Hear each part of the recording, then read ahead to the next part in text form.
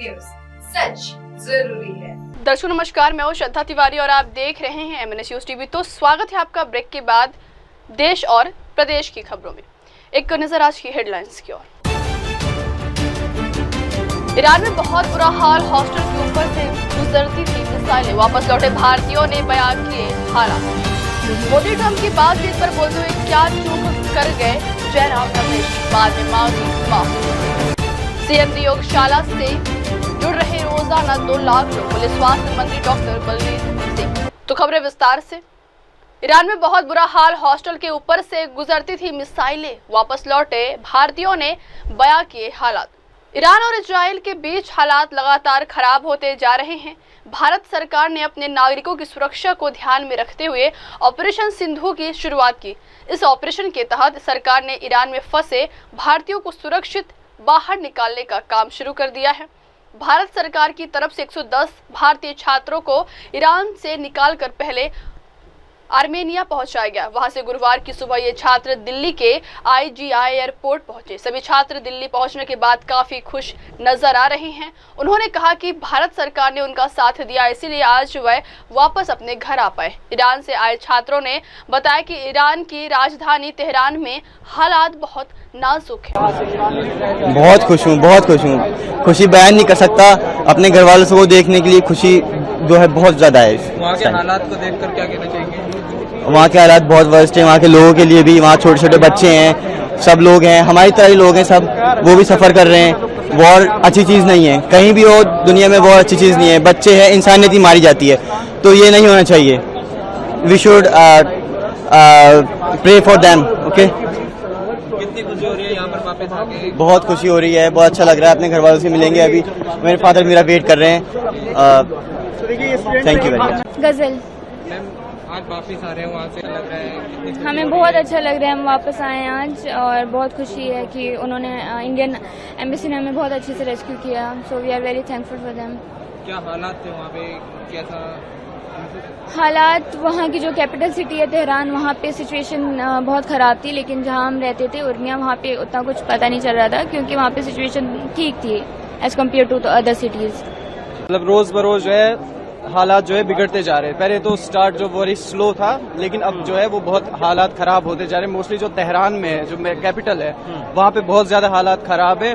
वहाँ से जो है सबको निकाला जा रहा है। इंडियन स्टूडेंट जो हैं वो सारे वहाँ से निकल रहे हैं और बाकी यूनिवर्सिटी में जो भी बच्चे थे वो निकल रहे हैं। और हमें जो है वो उर्मिया से इन्होंने पहले हम उर्मिया यूनिवर्सिटी के हैं, हमें पहले उर्मिया से हमें स्टूडेंट्स उर्मिया यूनिवर्सिटी के हैं। जी ये उर्मिया यूनिवर्सिटी। हाँ, ईरान में जो इंडियन स्टूडेंट्स हैं उनके बारे में क्या जानकारी आप लोगों को, वहाँ पे आप थे, क्या मिल रही थी और वहाँ की अथॉरिटीज आप लोगों से क्या इन्फॉर्मेशन शेयर कर रही थी इस पूरे जंग के हालात में? They are doing very good job. They evacuated all the students from all the university. Now they are taking them to the safe place.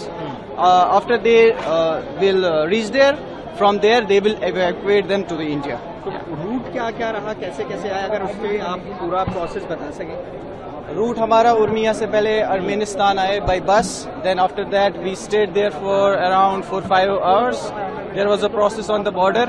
After that we had a flight from Armenistan to Qatar and from Qatar we are here now. Thank you very much. मेरा बेटा है जो Armenia से जो आ रहा है, जो विशेष plane यहाँ से गया है इंडिया से लेने के लिए।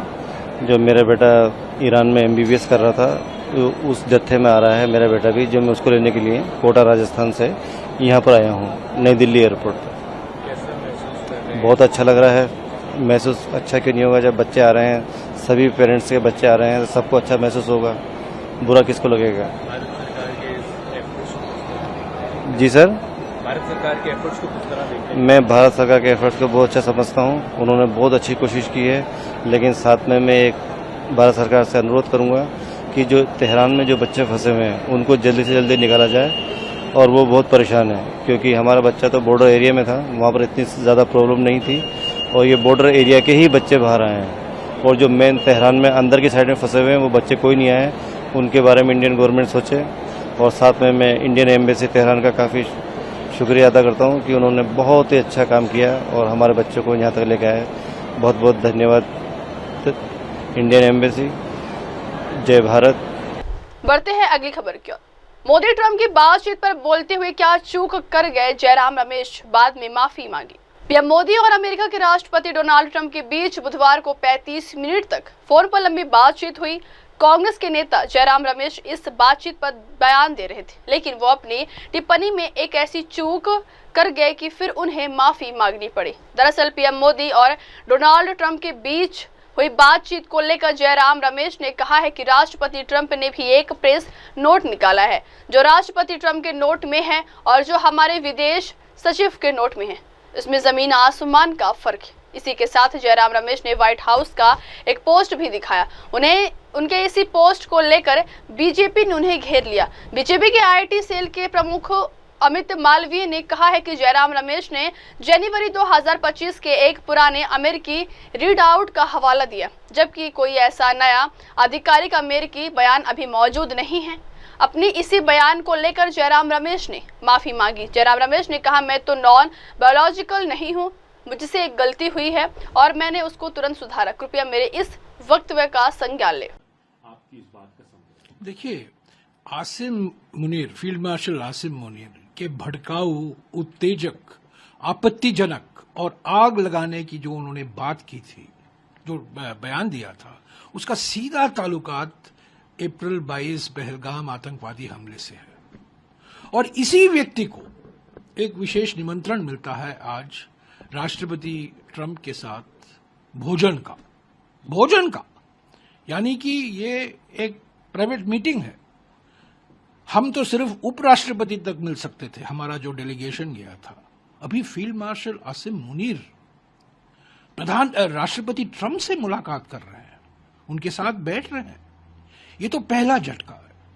दूसरा झटका हमें मिला जब यूएस सेंट्रल कमांड के जो अध्यक्ष थे माइकल कुरिला, उन्होंने कहा कि पाकिस्तान एक असाधारण, एक अभूतपूर्व, एक विशेष साथी है अमेरिका का, ये आतंकवाद के खिलाफ जो कार्रवाई की जा रही है उस अभियान में। इसका मतलब क्या? और तीसरा, राष्ट्रपति ट्रंप ने 14 बार कहा है कि मेरे मध्यस्थता के कारण भारत और पाकिस्तान के बीच में युद्ध विराम हुआ, यानी कि भारत को ऑपरेशन सिंदूर रोकने को मैंने मजबूर किया। और मैंने ट्रेड और टैरिफ नॉट तारीफ, प्रधानमंत्री तारीफ सुनना चाहते हैं और राष्ट्रपति टैरिफ की बात करते हैं, टैरिफ को लेकर उन्होंने बात कही। तो ये तो एक तिहरा झटका है ना, ये तो एक ट्रिपल झटका है हमारे विदेश नीति के लिए। आज खबर आई है कि प्रधानमंत्री और राष्ट्रपति ट्रंप के बीच में 35 मिनट का एक फोन कॉल हुआ है। प्रधानमंत्री ने क्या कहा, विदेश सचिव ने हमें कहा है, देश के सामने रखा है। ट्रंप ने भी निकाला, ये प्रेस नोट निकाला है कि मैंने क्या बात की। जो राष्ट्रपति ट्रंप के नोट में है और जो हमारे विदेश सचिव के नोट में है, यानी कि जो राष्ट्रपति ट्रंप कहते हैं कि ये बातचीत हुई और जो प्रधानमंत्री, हमें कहा जाता है कि प्रधानमंत्री ने यह बात की, ये जमीन आसमान का फर्क है। तो हम चाहते हैं, देखिए प्रधानमंत्री जी, आपने राष्ट्रपति ट्रंप से बात की और आप कह रहे हैं मैंने ये कहा, वो कहा। आप एक सर्वदलीय बैठक क्यों नहीं बुलाते? क्यों आप विपक्ष के नेताओं को क्यों नहीं बुलाते और कहिए उनको कि मैंने ये कहा। मैंने राष्ट्रपति ट्रंप के 14 जो बयान आए हैं, मई 10 से लेकर यानी 37 दिन तक हमारे प्रधानमंत्री चुप थे। 37 दिन के बाद अभी हमें कहा जाता है, आप यकीन कीजिए कि प्रधानमंत्री ने ये राष्ट्रपति ट्रंप को फोन पर कहा है। यही बात आप एक सर्वदलीय बैठक में बोलिए ना। विशेष सत्र की बात तो अलग है, आप विशेष सत्र तो नहीं बुलाएंगे पार्लियामेंट का, वो 21 जुलाई को है। अरे आप कल बुलाइए, एक सर्वदलीय बैठक बुलाइए, विपक्ष के नेताओं को बुलाइए और कहिए कि मैंने राष्ट्रपति ट्रंप को कहा है कि आपकी कोई भूमिका नहीं है। और राष्ट्रपति ट्रंप क्या कहते हैं कि व्यापार के बारे में हमने बातचीत की, बायलैटरल ट्रेडिंग रिलेशनशिप। और यहां भी कहा है, इस नोट में, इनके प्रेस नोट में कहा है, राष्ट्रपति ट्रंप, व्हाइट हाउस से निकला है ये, कि बायलैटरल ट्रेडिंग रिलेशनशिप पर बात की। पर हमारे विदेश सचिव के जो नोट है, हमारे ओर से जो नोट निकाला गया है, ट्रांसक्रिप्ट फोन कॉल का, उसमें तो उसका कोई जिक्र नहीं है। राष्ट्रपति ट्रंप कहते हैं कि मैंने बातचीत की, भारत जो खरीदेगा जो डिफेंस इक्विपमेंट खरीदेगा, हथियार खरीदेगा, उसके बारे में बातचीत हुई, उसके बारे में हमारे ओर से कुछ नहीं कहा गया। तो इसका एक ही रास्ता है, एक ही हल है। प्रधानमंत्री जी, आप सर्वदलीय बैठक बुलाइए और सारे विपक्ष के नेताओं को अवगत कराइए कि 35 मिनट तक मैंने राष्ट्रपति ट्रंप से बात की और मैंने ये कहा, ये कहा, ये कहा, तभी हमें यकीन होगा ना। So what do you have to say today? The Secretary has come up with a statement that the Prime Minister and Prime Minister Modi and Donald Trump had a word over a phone call, and they talked to each other for 35 minutes. And our Prime Minister has categorically emphasized on this thing that it's a bilateral issue between India and Pakistan. There is no question of mediation of any of the other country, and so in the past, so now, and in the near future, we will not call or will not entertain any kind of intervention. Earlier, it was said from the Donald Trump that he mediated in this between Indo and Indo-Pak situations, and he made it possible. So how do you see this? See, first of all, understand the triple jhatka that the Indian foreign policy and diplomacy has received. Today, Field Marshal Asim Munir, whose provocative, incendiary, inflammatory comments are directly linked to the Pahalgam terror attacks. That same gentleman is today invited for a one-on-one special lunch with President Trump. This is a setback for the Indian diplomacy. We are quiet about it. We have not objected to it. The same, that time he was General Munir, Asif Munir. You know, the same Asim Munir, whose remarks have contributed, orchestrated the Pahalgam terror attacks, is now invited by President Trump. Second, General Michael Kurilla, who is the head of the US Central Command, says Pakistan is a phenomenal partner. We are saying Pakistan is a phenomenal perpetrator. And here a top US general is saying Pakistan is a phenomenal partner in counter-terrorism. That is the second setback. And the third setback, President Trump 14 times from May 10th onwards has been claiming that he mediated, he brought about a ceasefire, he used trade as an instrument, he put Pakistan and India together. 14 times from May 10th onwards, Prime Minister was silent, did not say, this was not countered. Today, we are told that he had a 35-minute phone call with President Trump, and he said many of the things that the Foreign Secretary has given a readout. Well, President Trump's readout, we don't know. When it comes, it will come. But going by the Prime Minister's readout, which the Foreign Secretary has given, my question is very simple. We say the same thing in Parliament. Call a special session of Parliament. Of course, now the special session of Parliament is not likely to be called. It's going to be called on the 21st of July. It's too late. Call an all-party meeting tomorrow. Chair the all-party meeting. How long does it take to call an all-party meeting? One day? Call an all-party meeting and say the same things that you have supposedly to have told the President Trump. You know, on the phone, you said this, you know, mediation, no American role, terrorism, act of terrorism will be an act of, will be taken, we will respond, it will be an act of war, all that, say the same thing. Say it to the all-party meeting. Why are you running away from the all-party meeting? Why are you not saying the same things you're getting the Foreign Secretary to say through a statement? Why don't you say the same thing? So our question to the Prime Minister, speak out. Have the courage to speak out and say all these things that America had no role, no mediation, all the things that, that is being said that he told President Trump. And why the silence on this lunch of Field Marshal, Asim Munir with President Trump? Why the silence on General Michael Kurilla calling Pakistan a phenomenal partner? That's why we want a debate in Parliament. We want a constructive debate. We want an all-party meeting. We want to show unity and solidarity on this issue. It's a very big challenge for us. Dealing with China, dealing with Pakistan, and now, of course, dealing with America has also become a big challenge. So, the Prime Minister our demand is very simple. Prime Minister should call an all-party meeting, repeat what he has told the President Trump today in the phone call as reported by the Foreign Secretary. If you don't want to call an all-party meeting, special session, have a 2-day, 3-day debate on this issue where we discuss all these issues. And remember, after Kargil, Atal Bihari Vajpayee set up a Kargil Review Committee under the chairmanship of K. Subramaniam, who happens to be the External Affairs Minister's father.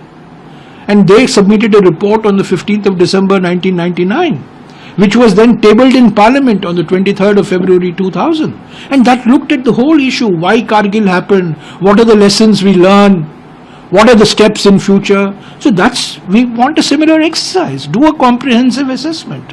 What happened after Pahalgam, what happened during Operation Sindoor. The Chief of Defence Staff has said many things in Singapore. Why, if we can say it in Singapore, why can't we have a debate in Parliament?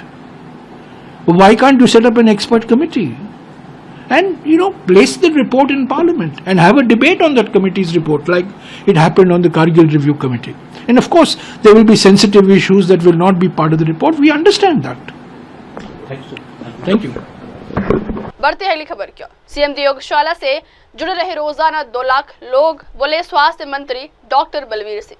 Jalandhar में आयोजित एक विशेष योग कार्यक्रम के दौरान पंजाब के स्वास्थ्य मंत्री डॉक्टर बलवीर सिंह ने सीएम नियोगशाला को राज्य के लिए क्रांतिकारी पहल बताया है। उन्होंने कहा है कि मुख्यमंत्री भगवंत मान और आम आदमी पार्टी के राष्ट्रीय संयोजक अरविंद केजरीवाल इस पहल के सूत्रधार हैं, जो रंगला पंजाब मिशन का एक अहम हिस्सा है।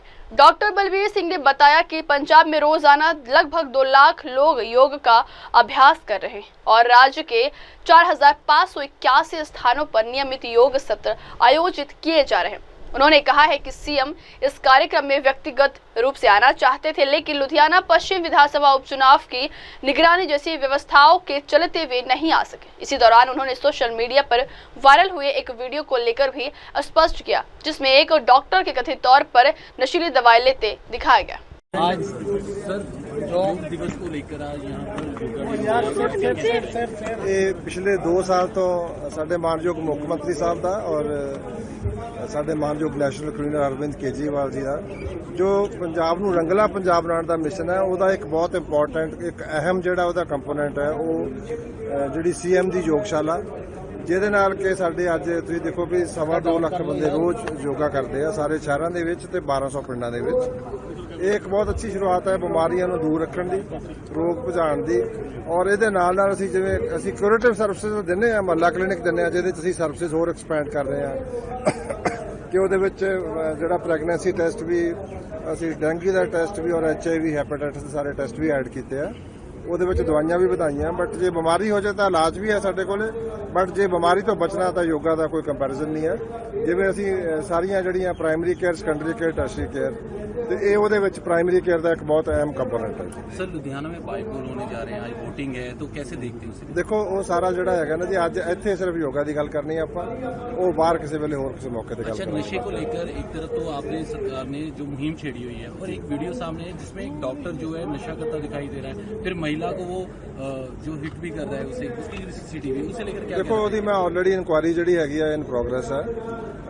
ਕੋਈ ਵੀ ਬੰਦਾ ਹੋਵੇ ਉਹਨੂੰ ਮਤਲਬ ਜਿਹੜਾ ਵੀ ਦੇਖੋ ਜਿਹੜਾ ਇਹ ਨਸ਼ਿਆਂ ਦੀ ਬਿਮਾਰੀ ਹੈ ਇਹ ਕਿਸੇ ਪਾਰਟਿਕੂਲਰ ਧਰਮ ਦੇ ਨਾਲ ਜਾਂ ਵਰਗ ਦੇ ਨਾਲ ਨੌਜਵਾਨਾਂ ਨੂੰ ਸਭ ਤੋਂ ਜ਼ਿਆਦਾ ਅਸਰ ਕਰਦੀ ਹੈ। ਉਹਦੇ ਵਿੱਚ ਡਾਕਟਰ ਜਾਂ ਕੋਈ ਹੋਰ ਵੀ ਜਿਹੜੇ ਹੈਗੇ ਕੋਈ ਪੁਲਿਸ ਦੇ ਬੰਦੇ ਵੀ ਈਵਨ ਕੁਝ ਪੱਤਰਕਾਰ ਵੀ ਉਹਦੇ ਸ਼ਿਕਾਰ ਹੋ ਸਕਦੇ ਆ। ਉਹਨਾਂ ਦਾ ਵੀ ਇਲਾਜ ਕਰਾਂਗੇ ਜੀ। ਮੈਂਟਲ ਹੈਲਥ ਹੈ ਇਹ, ਜਿਹੜਾ ਉਹਦਾ ਬੈਡ ਬਿਹੇਵੀਅਰ ਹੈ ਉਹ ਐਜ਼ ਪਰ ਲਾ ਜਿਹੜੀ ਆ ਪੁਲਿਸ ਉਹਦੇ ਨਾਲ ਡੀਲ ਕਰੇਗੀ। ਉਹ ਸਾਰਾ ਕੁਝ ਹੋ ਗਿਆ ਜੀ। ਆਈਡੈਂਟੀਫਿਕੇਸ਼ਨ ਕੀ ਔਖੀ ਹੁੰਦਾ, ਜਦੋਂ ਵੀਡੀਓ ਆ ਗਈ ਉਹ ਤੁਹਾਡਾ ਮੀਡੀਆ ਦਾ ਧੰਨਵਾਦ ਹੈ ਜੀ ਜਿਹਨੇ ਵੀ ਵੀਡੀਓ ਬਣਾਤੀ ਹੋ, ਤੇ ਤੁਸੀਂ ਬਹੁਤ ਅੱਛਾ ਕੰਮ ਕਰਦੇ ਹੋ ਕਦੇ ਕਦੇ ਜੀ। ਬਹੁਤ ਜਦੋਂ ਵੀ ਮੇਰੇ ਕੋਲ ਆਉਂਦੀ ਹੈ ਇਨਫੋਰਮੇਸ਼ਨ, ਦੇਖੋ ਤੁਸੀਂ ਮੈਨੂੰ ਅੱਜ ਪੁੱਛਿਆ, ਮੈਂ 2 ਦਿਨ ਪਹਿਲਾਂ ਉਹਦੀ ਤੁਹਾਡੇ ਇੱਕ ਸਰਿੰਜੇ ਆਈਆਂ ਸੀਗੀਆਂ, ਉਹਦੀ ਇਨਕੁਆਇਰੀ ਤਕਰੀਬਨ ਫਾਈਨਲ ਹੈ।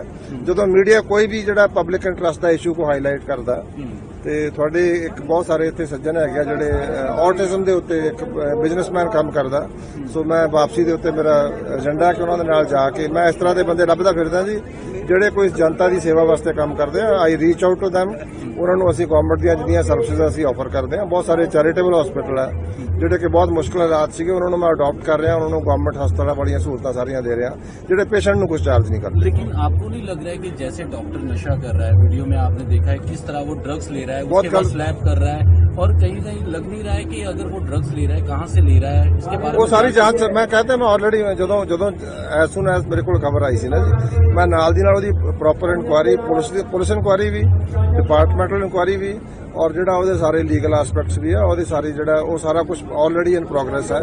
ਸੋ ਇਟਸ ਨਾਟ ਫੇਅਰ ਕਿ ਮੈਂ ਉਹਦੇ ਬਾਰੇ ਜ਼ਿਆਦਾ ਡਿਟੇਲ ਚ ਇਸ ਵੇਲੇ ਗੱਲ ਕਰਾਂਗੇ, ਕਿਉਂਕਿ investigation is on, action being taken. Sir ਵੱਡੀ ਗਿਣਤੀ ਚ ਯੋਗਾ ਕਰਨ ਪਹੁੰਚੇ ਨੇ।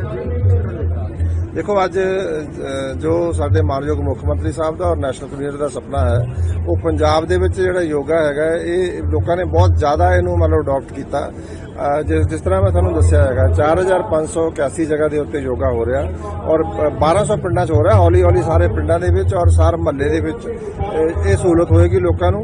ਇਹ ਤੁਹਾਡੇ ਸਰੀਰ ਦੀ ਤੰਦਰੁਸਤੀ ਵਾਸਤੇ ਔਰ ਮਨ ਦੀ ਸ਼ਾਂਤੀ ਵਾਸਤੇ ਬਹੁਤ ਅੱਛੀ ਸਾਇੰਸ ਹੈ, ਤੇ ਮੈਂ ਮੀਡੀਆ ਵਾਲਿਆਂ ਨੂੰ ਵੀ ਕਹੂੰਗਾ ਕਿ ਤੁਸੀਂ ਵੀ ਕਰਿਆ ਕਰੋ। लेकिन सीएम साहब आज योगा में दिखाई नहीं देंगे। ਨਹੀਂ ਦੇਖੋ ਸੀਐਮ ਸਾਹਿਬ ਦੀਆਂ ਬਹੁਤ ਸਾਰੀਆਂ ਇੰਗੇਜਮੈਂਟਸ ਹੁੰਦੀਆਂ, ਅਨਅਵੋਇਡੇਬਲ ਸਰਕਮਸਟੈਂਸਸ ਹੁੰਦੇ, ਕਿਉਂਕਿ ਅੱਜ ਜਿਹਦੇ ਤੁਸੀਂ ਕਿਹਾ ਕਿ ਬਾਈਪੋਲ ਵੀ ਆ। CM Sahib has to supervise, ਉਹ ਕਈ ਵਾਰੀ ਉਹਨਾਂ ਦਾ ਹੈੱਡਕੁਆਟਰ ਤੇ ਰਹਿਣਾ। ਸੋ ਕੋਈ ਐਡੀ ਗੱਲ ਨਹੀਂ ਹੈ ਜੀ, ਉਹਨਾਂ ਨੇ ਮੈਨੂੰ ਭੇਜਤਾ, ਮੈਂ ਉਹਨਾਂ ਦਾ ਰਿਪਰੈਜ਼ੈਂਟੇਟਿਵ ਹੈ। ਗਵਰਨਮੈਂਟ ਸਾਰੇ ਮਿਲ ਕੇ ਆਏ ਸੀ।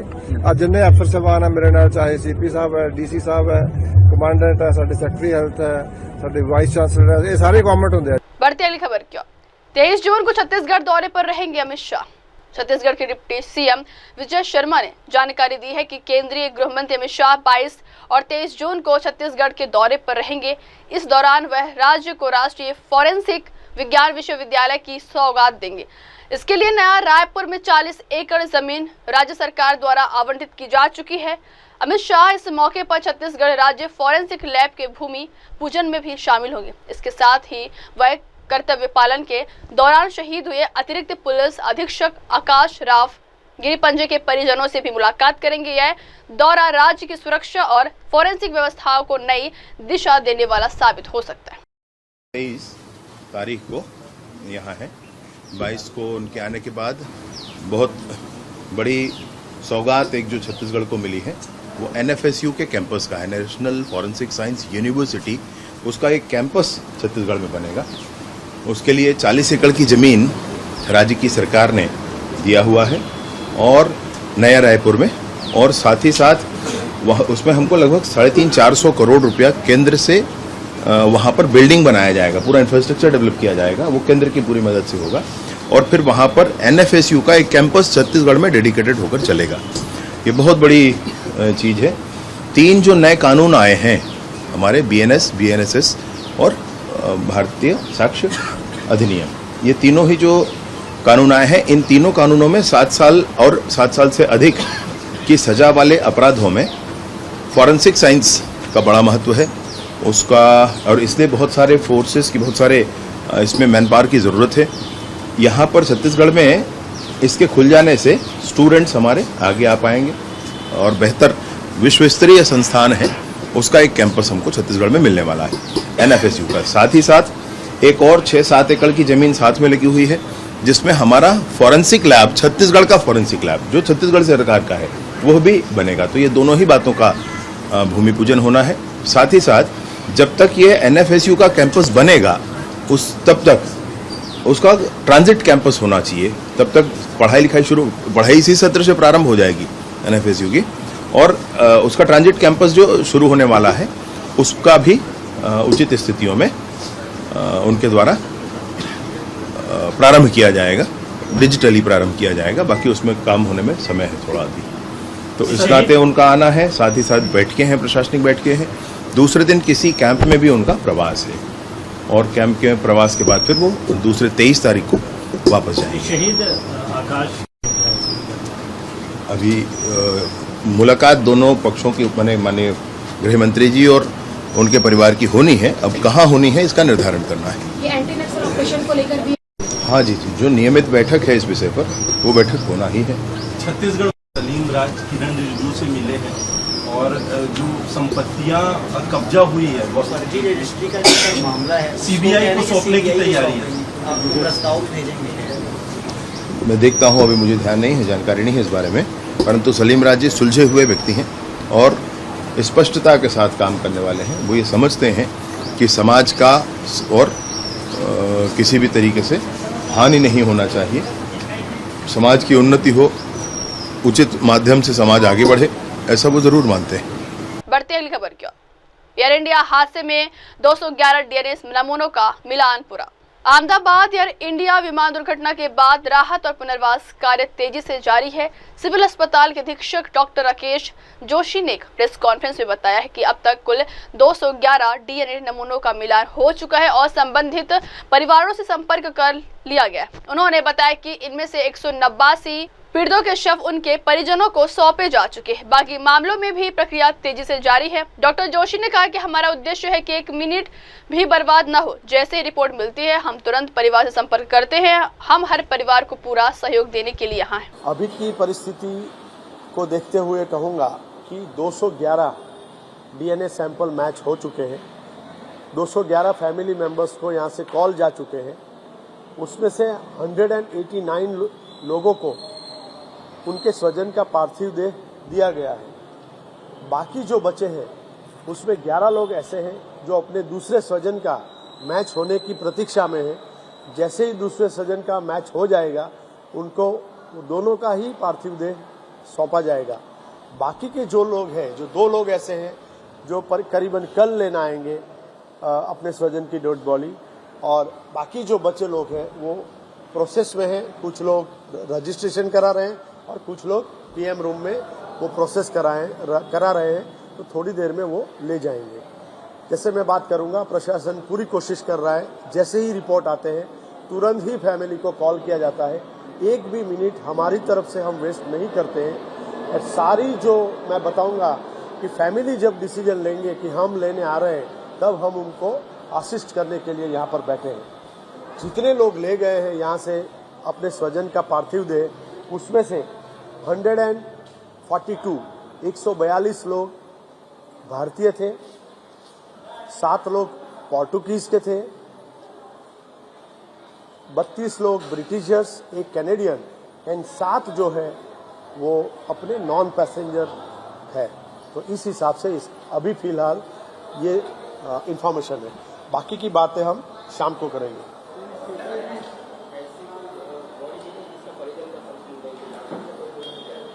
ऐसी कोई नहीं, ऐसा नहीं है। संपर्क सबसे हो रहे हैं। मैंने फिर से बताऊंगा कि जैसे ही हमारे पास रिपोर्ट आती है उसके अंदर नंबर लिखा होता है। जिस व्यक्ति ने ब्लड सैंपल दिया है उसका इन्फॉर्मेशन होती है, तो हम उनको कॉल करते हैं। हाँ, ऐसा कभी हो सकता है कि उस टाइम पे वो कॉल नहीं उठाए या थोड़ी देर बाद, लेकिन हमारी तरफ से जब तक उनसे बात नहीं होती और टाइमिंग फिक्स नहीं होता, हम कोशिश करते हैं। कई बार ऐसा होता है कि सामने से रिलेटिव बोलते हैं कि हम आपको बाद में बताते हैं, तो कोई चिंता नहीं, हम उनका फोन का वेट करते हैं। वो जब भी कॉल करेंगे इट्स ओके। अगर फिर भी नहीं करते तो हम वापस रिमाइंडर कॉल करते हैं। कहने का मतलब है ये हमारी जवाबदारी है कि हम उन तक पहुंचे, बार बार पहुंचे, और उनकी अपनी सगवड़ के हिसाब से जब भी उनको आना है वो एक बार हम कंफर्म कर लें।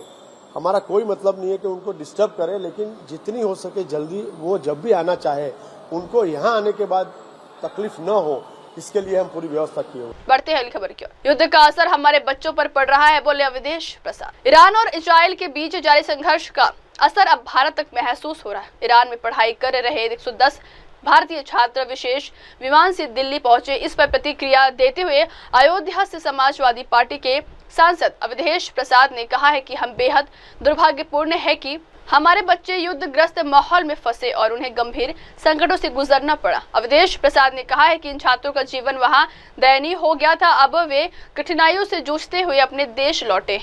मैं केंद्र सरकार से मांग करता हूं कि इन बच्चों की आगे की पढ़ाई और देखभाल की व्यवस्था सुनिश्चित की जाए। उन्होंने कहा है कि भले ही अंतर्राष्ट्रीय संकट हो, लेकिन जब बात भारतीय नागरिकों और छात्रों की हो तो सरकार को संवेदनशीलता और जिम्मेदारी से काम करना चाहिए। बढ़ते हैं अगली खबर की ओर। बेंगलुरु जाति जनगणना पर कर्नाटक के मंत्री एमसी सुधाकर का बयान। जाति जनगणना पर कर्नाटक के मंत्री एमसी सुधाकर ने कहा है कि सिर्फ इसलिए कि अब भाजपा ने केंद्र में जाति जनगणना की घोषणा की है, इसका मतलब यह नहीं है कि राज्य में भी ऐसा होना चाहिए। हम पहले भी ऐसा कर चुके हैं। चूंकि 10 साल बीत चुके थे, इसीलिए सभी को लगा कि ठीक है, हमें इसे फिर से गिनना चाहिए। ऐसा नहीं है कि हम पूरी प्रक्रिया को दोहरा रहे हैं। जब भाजपा सत्ता में थी तब उसने इसे क्यों स्वीकार नहीं किया? उनके पास गंभीर अहंकार के मुद्दे हैं। जब यह मुद्दा सामने आया तो उन्होंने टिप्पणी की कि हम समाज को विभाजित कर रहे हैं, लेकिन जब भारत सरकार ने इसकी घोषणा की तो आप देखेंगे कि क्या बदलाव आया है। यह भाजपा द्वारा अपनाया गया दोहरा रुख है।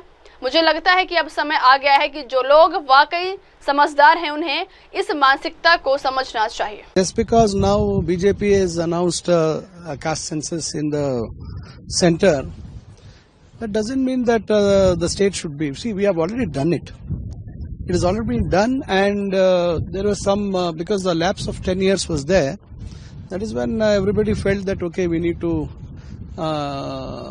enumerate it again. So that's the reason we are doing. It's not that we are repeating the whole process. Only enumeration is going to be done. And BJP, you know, they don't do. Why they didn't accept this report when they were in power? And they have all these ego issues, serious ego issues. When we are accepting this, when the issue came up about this entire report, they were commenting. They said they are dividing the society and whatnot. They said. When the government of India announced, then you see what they changed. So you know this the dual stance taken by BJP. I think high time people who are really sensible should gauge this mindset of BJP. No, it's like बढ़ती है अगली खबर की ओर। मोदी सरकार के 11 वर्षों पर केंद्रीय महिला एवं बाल विकास मंत्री अन्नपूर्णा देवी का बयान। केंद्रीय महिला एवं बाल विकास मंत्री अन्नपूर्णा देवी ने मोदी सरकार के 11 वर्षों के कार्यकाल को सकारात्मक और सफल बताया। उन्होंने कहा है कि 2014 से 25 तक भारत ने हर क्षेत्र में अभूतपूर्व प्रगति की है। यह यात्रा अत्यंत संतोषजनक रही है। आज देश के लोग सकारात्मक सोच के साथ आगे बढ़ रहे हैं। अन्नपूर्णा देवी ने महिलाओं की प्रगति पर भी जोर देते हुए कहा है कि आज महिलाएं हर क्षेत्र में आगे बढ़ रही हैं। हम महिलाओं के पोषण, सुरक्षा, संरक्षण और सशक्तिकरण के लिए लगातार काम कर रहे हैं। बढ़ती अगली खबर की ओर। गाजियाबाद के मिल्क रावली गांव में फायरिंग की घटना, रवि शर्मा की मौत। मिल्क रावली गांव में उस समय सनसनी फैल गई जब एफआईआर दर्ज कराने की प्रक्रिया के दौरान थाने के पास ही मोटी नामक आरोपी ने रवि शर्मा को गोली मार दी। घायल अवस्था में रवि को अस्पताल ले जाया गया, जहां इलाज के दौरान उसकी मौत हो गई। रवि शर्मा गांव के निवासी रविंद्र शर्मा का बेटा था। पुलिस ने इस मामले में मोटी और अजय के खिलाफ हत्या का मामला दर्ज कर लिया है। अधिकारियों ने बताया है कि आरोपियों की गिरफ्तारी के लिए विशेष टीमें गठित कर दी गई है और जल्द ही उन्हें गिरफ्तार कर कड़ी कानूनी कार्रवाई की जाएगी। दिनांक 18/6/25 को थाना मुरादनगर पर एक सूचना आई कि मिलक रावली गाँव में एक रविंद्र शर्मा है, जिनके घर पर कुछ लोगों द्वारा फायरिंग की गई है। इस सूचना पर तत्काल चौकी की फोर्स तथा थाने की फोर्स गई और वहां पर छानबीन किया तथा जो आरोपी था मुंटी, उसके घर पर उसकी तलाश भी की गई। वहां पर वो मौजूद नहीं मिला। इसके उपरांत रविंद्र शर्मा तथा उनके परिजनों द्वारा थाने पर आकर के एफआईआर दर्ज कराने की प्रक्रिया की जा रही थी। इस दौरान कुछ लोग, उनके परिजन तथा उनके कुछ परिचित थाने के बाहर सड़क पर थे। वहाँ पर उनको सड़क के दूसरी तरफ आरोपी मुंटी और उसके साथ अजय दिखाई दिया। इन लोगों द्वारा उसे रोकने का प्रयास किया गया है। इसी दौरान मुंटी द्वारा फायर किया गया, जिसमें रविंद्र शर्मा के पुत्र रवि शर्मा को गोली लगी, जिन्हें अस्पताल ले जाया गया, जहां पर उनकी मृत्यु हो गई। इसके उपरांत परिजनों द्वारा, रविंद्र शर्मा द्वारा तथा उनके परिजनों द्वारा एक तहरीर दी गई। इस तहरीर में मुंटी और उसी गाँव को मुंटी और अजय को आरोपी बनाया गया है। इस पर अभियोग पंजीकृत कर लिया गया है। अन्य वैधानिक कार्रवाई की जा रही है। पंचायतनामा भर करके डेड बॉडी को पोस्टमार्टम के लिए भेजा गया है और टीमें गठित कर दी गई हैं और उसकी गिरफ्तारी का सतत प्रयास किया जा रहा है। जल्दी इसमें गिरफ्तारी कर आवश्यक वैधानिक कार्रवाई कर। बढ़ते हैं अगली खबर क्या। नरोदा, निकोल, सरदार नगर और कुबेर नगर में भारी बारिश से जल भराव। 4 में हुई भारी बारिश के कारण नरोदा, निकोल, सरदार नगर और कुबेर नगर जैसे इलाकों में गंभीर जल भराव की स्थिति बन गई है। सड़कों पर गंदा बरसाती पानी भर जाने से स्थानीय लोगों को भारी परेशानी का सामना करना पड़ रहा है। एक स्थानीय निवासी ने बताया है कि यहाँ की जनता बेहद परेशान है, क्योंकि हर दिन गंदा पानी घरों और गलियों में भर रहा है। यह अब रोज की समस्या बन गई है। लोगों ने नगर निगम और प्रशासन से मांग की है कि जल निकासी की उचित व्यवस्था की जाए, ताकि बारिश के दौरान ऐसी स्थिति से राहत मिल सके। यहाँ की बेहतरी पब्लिक बहुत हैरान हो रही है। गंदा पानी आ रहा है, ये बरसात का पानी, ये रोज की प्रॉब्लम हो गई है। यहाँ कोई सुनता नहीं है। यहाँ के जो भी विधायक है या यहाँ के कोई कॉर्पोरेटर कोई ध्यान नहीं देते और सबको अपने तोड़ पानी में पड़े रहते हैं ये सब। और पब्लिक भले तेल लेने जाए, जो तेल पब्लिक का होना वो हो सकता है, कोई पानी भी नहीं, गंदा बहुत आता है। रास्ता तो इतना खराब है कि आप देख लो, आपको मालूम पड़ जाएगा, वहाँ विजिट करो तो आपको मालूम पड़े म्यूनसिपालिटी अधिकारियों को, एएमसी वाले को। और यहाँ कोई जात की दवा का छंटकाव नहीं है, कुछ है ही नहीं। यहाँ सब राम भरोसे चल रहा है, किसको पड़ी नहीं है यहाँ पर। और यह प्रजा बहुत गरीब है, तो क्या करे, उसका ऊपर तो कोई सुनता नहीं है। म्यूनसिपालिटी वाले जिसके पास जाओ वो सुनते नहीं है, इसके लिए बहुत बड़ी तकलीफ है। अरे यहाँ से चलने जैसा रास्ता नहीं है, यहाँ से चलने जैसा रास्ता नहीं है। हम कहाँ जाओ, हमारे अक्खे घर इधर है। पानी बहुत भर जाता है, बहुत पानी भर जाता है। पानी भी देखो तो नहीं मानो, आजू बाजू वाले कोई सामने ध्यान नहीं देते। यहाँ कचरा पड़ा रहे तो कचरा नहीं उठावे, ये को रीत है हमारे घर के आगे। हम अधिकार फर्स्ट नंबर है, ये सब सारे है। बढ़ती अगली खबर क्या, जम्मू कश्मीर अंतर्राष्ट्रीय योग दिवस के उपलक्ष्य में अवेकिंग सोल्स समूह द्वारा योग सत्र का आयोजन। आगामी 21 जून को मनाए जाने वाले अंतर्राष्ट्रीय योग दिवस के उपलक्ष्य में अवेकिंग सोल्स नामक समूह द्वारा जम्मू के केसी रोपवे स्थल पर एक विशेष योग सत्र का आयोजन किया गया। इस सत्र में बड़ी संख्या में योग प्रेमियों ने भाग लिया और प्राकृतिक वातावरण में योगाभ्यास कर स्वास्थ्य जीवन शैली का संदेश दिया। आयोजकों ने बताया कि इस पहल का उद्देश्य लोगों में योग के प्रति जागरूकता बढ़ाना और मानसिक व शारीरिक स्वास्थ्य को प्रोत्साहित करना। योग सत्र के दौरान प्रतिभागियों ने विभिन्न आसनों और ध्यान तकनीकों का अभ्यास किया। आयोजकों ने बताया कि 21 जून को अंतर्राष्ट्रीय योग दिवस पर और भी बड़े स्तर पर कार्यक्रम आयोजित किए जाएंगे।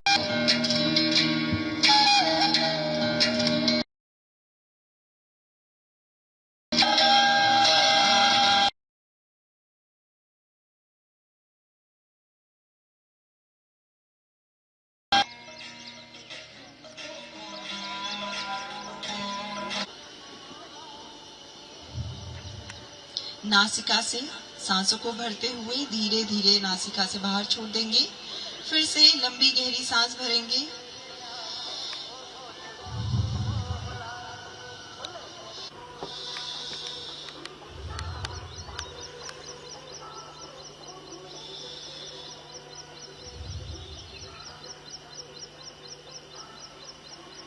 तीन बार ओम मंत्र का उच्चारण करेंगे। लंबी गहरी सांस आ म का उच्चारण करते हुए मेरे साथ में बोलेंगे। मन ही मन, कोई नहीं बोलेगा, आवाज गूंजनी चाहिए।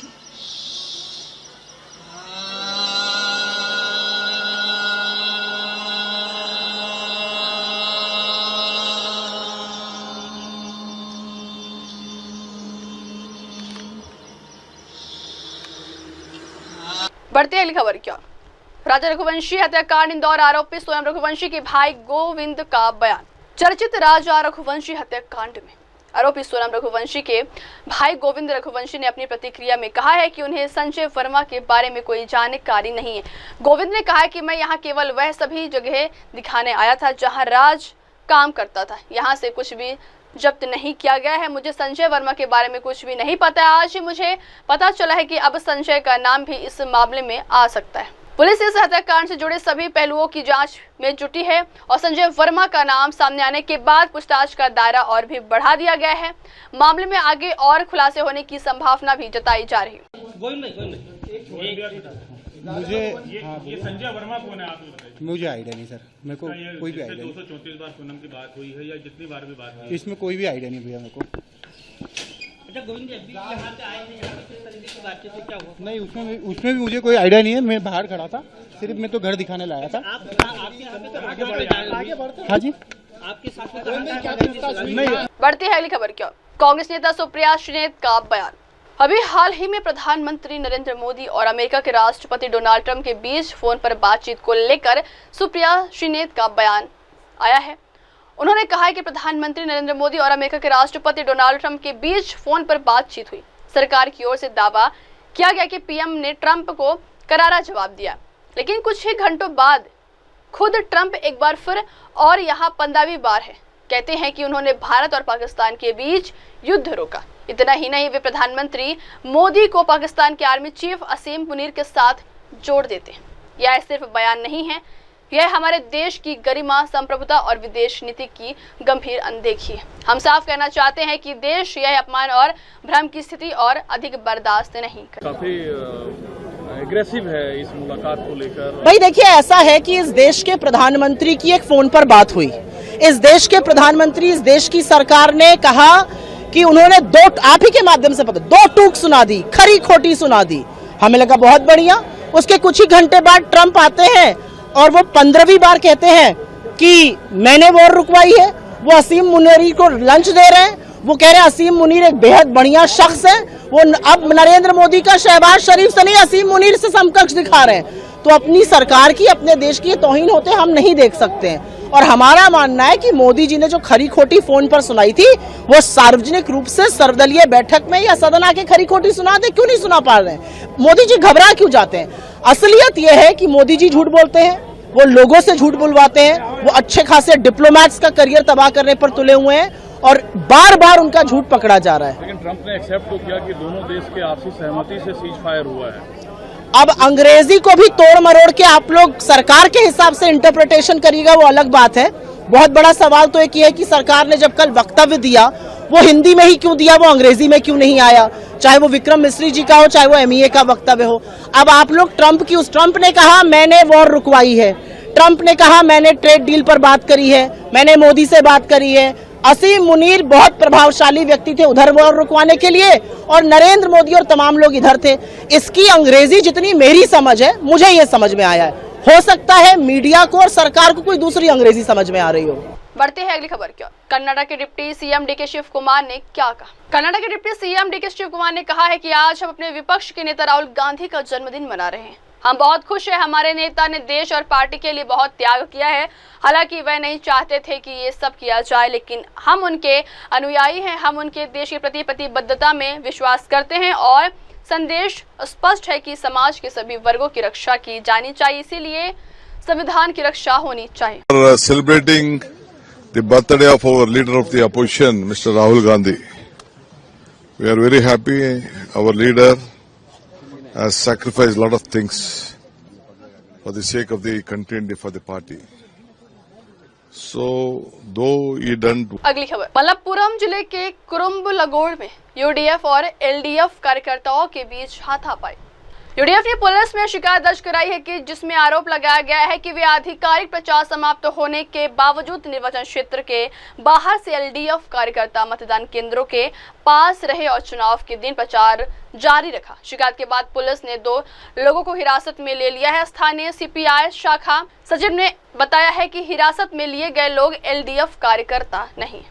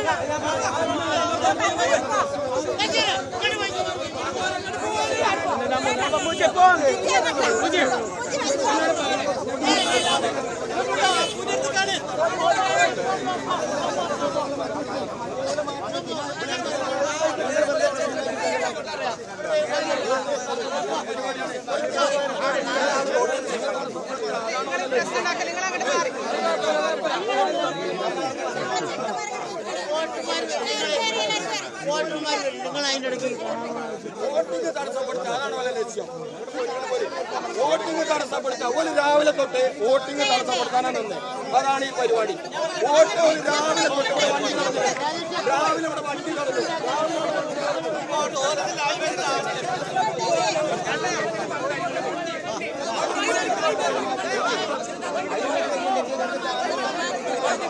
വണ്ടി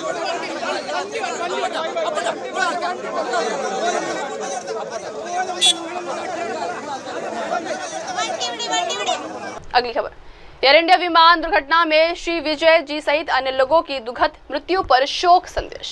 हरियाणा के सीएम नायब सिंह सैनी ने कहा है कि यह बहुत दुर्भाग्यपूर्ण घटना थी, यह अकल्पनीय था। विजय जी ने बहुत ही साधारण जीवन जिया। वह पंजाब में पार्टी के प्रभारी के तौर पर काम कर रहे थे। हम लगातार संपर्क में थे और हमेशा एक दूसरे से मिलते थे।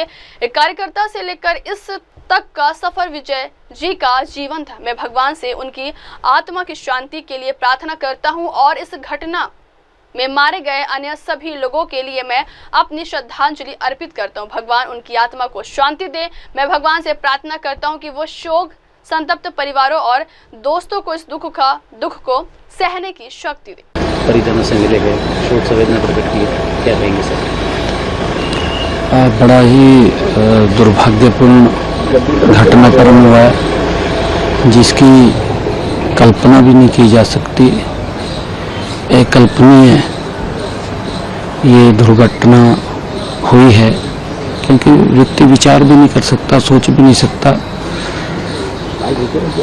और विजय जी का जो जीवन रहा है वो सादगी भरा जीवन रहा है क्योंकि हमारे पंजाब के प्रभारी के नाते वो काम देख रहे थे और बराबर बातचीत होती रहती थी, मिलते रहते थे।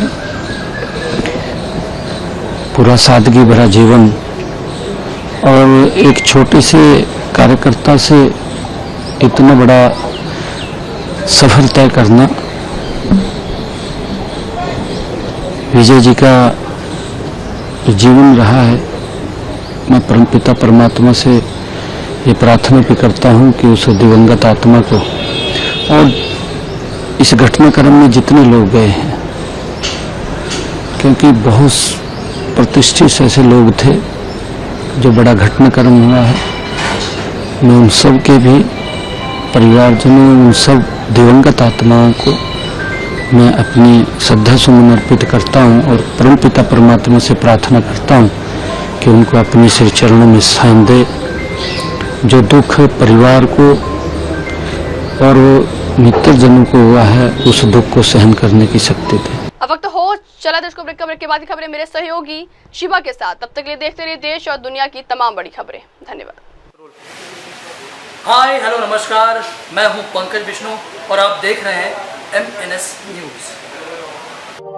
आप देख रहे हैं MNS न्यूज, सच जरूर।